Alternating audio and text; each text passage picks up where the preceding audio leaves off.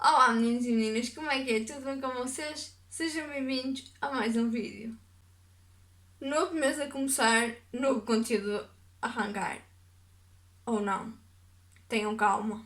Eu sou uma pessoa simpática, não vos quero deixar na mão, de maneira nenhuma. E então, novo mês a começar e o conteúdo continua o mesmo. Eu sei que vocês ainda têm testes e as aulas só acabam dia 17. E como eu sei isso tudo, já passei por essa experiência, meus amigos, e eu não vos quero deixar na mão. E não vos quero deixar aflitos, à beira de um ataque de nervos, porque com tantos testes. E eu vou estar aqui a apoiar-vos na escola, nas matérias da escola, até dia 17, mais ou menos. E hoje vamos encerrar o 10º ano. Vamos falar sobre uma epopeia. Vamos falar sobre um clássico. Não vamos falar sobre Sozinho em Casa.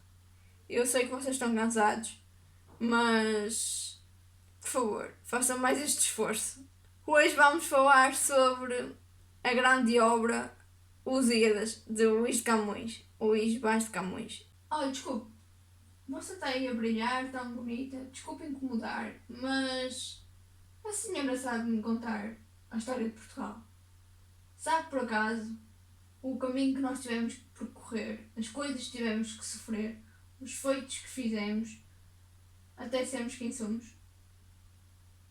Não? Interessante. Então vamos descobrir com quem sabe? Vamos ver o vídeo e deixar like? Ok.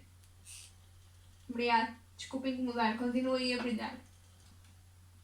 E vocês, tal como a árvore, também querem descobrir a história de Portugal? Também querem descobrir os feitos que fizemos? Também querem descobrir o caminho marítimo para a Índia? Então, bora lá ver o vídeo, dar like e subscrever ao canal. Os Lusíadas é uma epopeia clássica escrita por Luís Vaz de Camões no ano 1572. Os Lusíadas é uma obra escrita in media res, ou seja, passa-se no meio da ação, começa no meio da ação, lentamente vem para o início e acabamos com ela no fim da ação. Ou seja, não é certa no tempo. Os Lusíadas conta a história de Vasco da Gama no caminho marítimo para a Índia. Esta obra tem 10 cantos, divididos por 1102 estrofes, com 8 versos cada. São versos heroicos e a rima é de ordem AB, AB, AB, CC. Esta obra tem o grande objetivo de glorificar a imagem dos portugueses, glorificar os feitos que os portugueses fizeram, contando o caminho marítimo para a Índia, contando várias outras descobertas que fizeram, e também em paralelo o Luís Vaz de Camões conta uma história mitológica com os deuses do Olimpo, nomeadamente Vênus, Terra, Baco e Netuno. Esta obra é dividida em 5 partes. Temos a primeira, que é a preposição, que é o grande assunto da obra, é a síntese da obra e é a apresentação da própria obra em si. Temos o segundo, que é a invocação das Tágides, que é simplesmente um pedido de ajuda inspiracional, feita pelo próprio autor às ninfas do rei Tejo. Temos a dedicatória ao rei Dom Sebastião, porque o Luís Vaz de Camões escreveu esta grande obra muito a pensar no rei Dom Sebastião, e muito desta obra deve-se a ele, que foi um rei que assumiu o trono aos 14 anos. Temos a narração, que é o equivalente ao desenvolvimento desta grande história. É onde Luís Vaz de Camões conta os descobrimentos, conta a grande viagem ao caminho marítimo para a Índia, conta vários feitos que os portugueses fizeram as batalhas que os portugueses tiveram que travar até chegar aos dias de hoje, ou seja, até chegar ao que temos hoje. E este desenvolvimento, esta narrativa, se quiserem chamar assim, é a parte mais importante da história, porque é lá que nós vamos perceber, é lá que nós vamos buscar as nossas respostas. Quero saber o que faz o mundo girar. Quero aprender, conhecer, explorar. Oh yeah! Como é que isto funciona? Porquê que aquilo se transforma? Como é que isto adquire esta forma? O que acontece no céu? Eu consigo voar? O mundo não para e eu quero explorar. Tenho muitas perguntas e ideias geniais. Sou o Cid Ciência.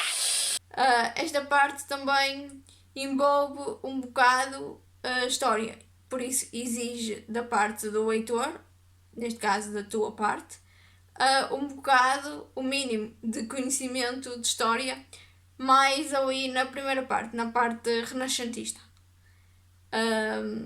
Por isso é uma parte difícil, já vos posso dizer que sim, de difícil compreensão, mas é a parte mais importante, é uma parte bonita. E temos finalmente a epílogo, que é a última parte desta grandiosa obra. É aquela parte em que o autor se despede de uma forma um bocadinho ou muito constrangedora. Uma parte em que o autor critica Portugal, critica algumas maneiras de ser, algumas maneiras de pensar, e faz uma grande exaltação ao rei Dom Sebastião, que é o grande rei desta obra. Vamos agora falar um bocadinho sobre os 10 cantos, sobre os episódios, sobre a estrutura em si da obra. Temos o primeiro canto, que é o Concílio dos Deuses, em que o autor pede uma reunião com todos os deuses, com todas as ninfas, para pedir ajuda, para cantar, para glorificar a imagem dos portugueses. Este canto é um canto importante, porque é aqui que nós vamos perceber que está tudo está a nosso favor. Estão todos a querer que nós vamos a direção a Bom Porto. Tudo menos o Baco. O Baco não quer que os portugueses descubram o caminho marítimo para a Índia, com medo que estes percam a fama no Oriente. Temos o segundo canto, que é a Armadilha. Armadilha. Chama-se Armadilha porquê? Porque o Baco supostamente não era o único que não queria que os portugueses não descobrissem o caminho marítimo para a Índia. Pois é. Então o rei de Mombasa, juntamente com Baco, monta uma armadilha para dificultar o caminho marítimo para a Índia. Temos o canto 3, que vai ser, vamos ali assistir a uma conversa, a um diálogo entre Vasco da Gama e o rei de Moinde. Vasco da Gama vai contar ao rei de Moinde toda a nossa história, toda a história de Portugal. Será que vai fazer bem? Será que não? Temos o episódio de Inês de Castro, que é marcado muito pela sua morte. Dona Inês amava Dom Pedro, mas Dom Pedro era casado. Dom Pedro era o filho de Dom Afonso.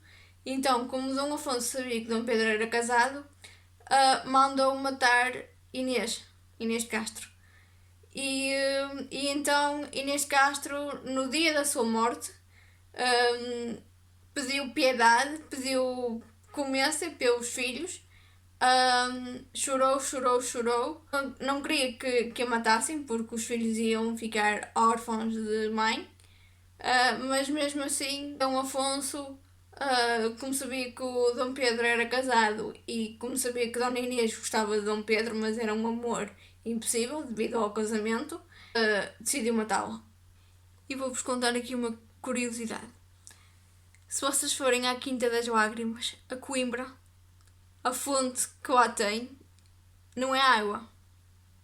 Há lendas que dizem que essa água é as lágrimas de Dona Inês. Temos o episódio 4, em que Vasco da Gama continua a contar a história de Portugal ao rei de Moinde, mas agora acrescenta-lhe a Batalha de Aljubarrota. Temos o episódio da Batalha de Aljubarrota, em que foi uma batalha que Portugal lutou contra Castelo, contra os espanhóis, mas nós estamos em desvantagem numérica. O grande rei de Portugal, Dom João I, entrou e sobreviveu.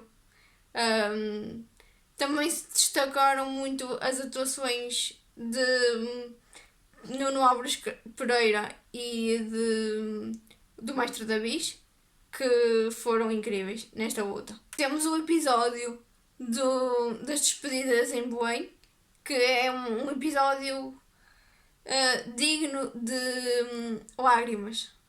Este episódio requer muitas lágrimas por parte do leitor, porque é impossível não chorar ao ler este episódio, porque vamos lá ver, ao longo desta obra Luís Vaz Camões era tão bom ao ponto de transportar para a viagem, ou seja, para o momento da ação. Tu, quando estás a ler esta obra, tu estás no momento da ação. Então essa é uma das principais características que te faz chorar quando lês este episódio das despedidas em Belém. Vai ser o início da viagem no caminho marítimo para a Índia. Temos o episódio do Velho do Restelo, que é um episódio em que há um homem em que, no meio daquela multidão toda, grita e diz que não quer que os portugueses vão para essa viagem tão grande. Ou seja, ele é o porta-voz de todas as pessoas, tal como Baco, não querem que os portugueses vão nesta aventura. Temos o conto 5, em que Vasco da Gama continua a contar a sua história e a história de Portugal ao rei de Moinde, mas desta vez chega à parte da viagem das Armadas, ou seja, é aquela viagem em que acontece tudo. Durante a viagem marítima acontece tudo, inclusive os portugueses veem um monstro. Temos agora o episódio do Adamastor. É aqui que vamos perceber quem é afinal esse monstro tão assustador que os portugueses viram durante o caminho marítimo para a Índia. E foi ali mais ou menos à beira do Cabo das Tormentas. Foi a dobrar o Cabo das Tormentas. Os portugueses assustaram-se, mas afinal era só o Adamastor. Temos o conto 6, em que finalmente Vasco da Gama acaba de contar a sua história e a história de Portugal ao rei de Moinde, mas isto quer dizer que Portugal está quase a chegar à Índia. Então Baco, como desde o início não quer que Portugal descubra o caminho marítimo para a Índia, não quer que chegue à Índia, decide pedir ajuda a Neptuno para para convocar um concílio dos deuses. E então todos fazem uma reunião com o objetivo de soltar ventos para afundar o barco e fazer ali uma espécie de Titanic. Estão a ver?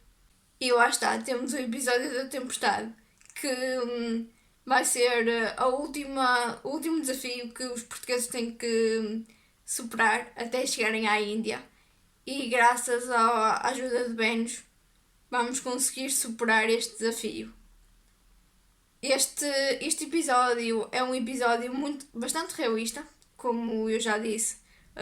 Camões é tão bom autor ao ponto de interpretar e de encarnar as emoções e de as transportar para o leitor. Vocês vão sentir muito este episódio. Bom, posso mesmo dizer-vos que quando lerem este episódio vão mesmo sentir à flor da pele que estão no Titanic, por exemplo. Temos o conto 7, em que os portugueses finalmente chegam a Calicut, à Índia, e as primeiras impressões e as primeiras falas, os primeiros diálogos que são trocados entre os portugueses e o povo indiano são através de Vasco da Gama, ou seja, mais propriamente através de um mensageiro que é mandado por Vasco da Gama. Neste canto também, Monside vai visitar o barco de Vasco da Gama e que, por sua vez, vai descrever exatamente o que viu ao amigo. Temos o próximo canto em que Baco aparece de novo.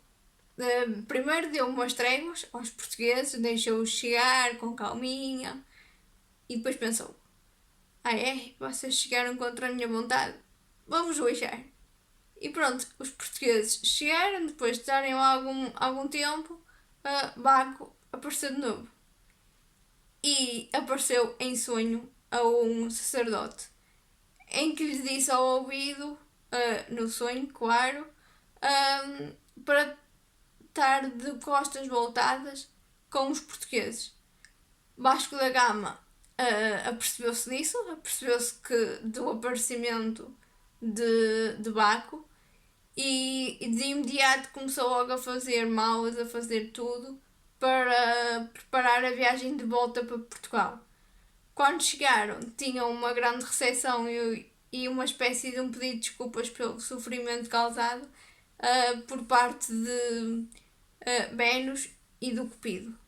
Mas este episódio demonstra uma afetividade de tal maneira que a recepção dos portugueses a Portugal, ao seu país de origem, é uma recepção calorosa. É só aqui de salientar uma coisa antes de passarmos para o próximo capítulo. Benos é a mãe do Cupido. Temos então o penúltimo, o 9º capítulo desta grandiosa obra, em que os portugueses são recebidos de uma forma muito calorosa. É explicado tudo a Vasco da Gama, todas as dificuldades que passaram, todas as armadilhas que tiveram de enfrentar, tudo vai ficar explicado a Vasco da Gama, vai ficar tudo preto no branco e todos felizes para sempre. Neste último capítulo, no capítulo 10, os portugueses chegam a Portugal, bem, são e salvos, muito felizes da vida. Já está descoberto o caminho marítimo para a Índia, por isso é caso de dizer missão impossível, missão cumprida. Nós conseguimos o impensável, mas o caminho marítimo para a Índia foi descoberto por nós, ok? Nós portugueses, descobrimos o caminho marítimo para a Índia. Nós. Esse mérito é nosso. E pronto, e acaba tudo bem. As dificuldades. Com união e com espírito aventureiro. E é a grandiosa obra de Luís Camões, Os Lusíadas. Se quiserem perceber mais na prática, leiam mesmo, sejam vocês a ler, porque uma coisa é eu estar aqui a explicar, outra coisa é ser o próprio leitor a interpretar e a ler. Leiam com atenção, não é uma obra fácil. Se quiserem também podem, deixo aqui a sugestão de irem à Quinta das Lágrimas, a Coimbra, visitarem onde Inês de Castro morreu. Bem pessoal, este foi o vídeo, espero que tenham percebido mais sobre esta complexa obra. Um beijinho para as meninas, um abraço para os meninos e até um próximo vídeo.